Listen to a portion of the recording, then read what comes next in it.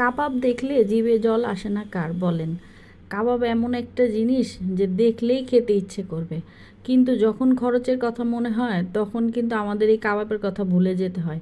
আর আজকে আমি সেই খুবই অল্প খরচে এরকম মজাদার একটা কাবাব তৈরি করে দেখাবো। আসসালামু আলাইকুম। দুপুরের আয়োজনে আজকে আমি কাবাব নিয়ে আসলাম। প্রথমে আমি এখানে একটি কাঁচকলা নিয়েছি, একটি গোল আলু নিয়েছি, আর এক টুকরা পাঙ্গাস মাছ নিয়েছি। চাইলে রুই মাছও নিতে পারেন বা যে কোনো মাছও নিতে পারেন, তেলাপিয়া মাছও নিতে পারেন।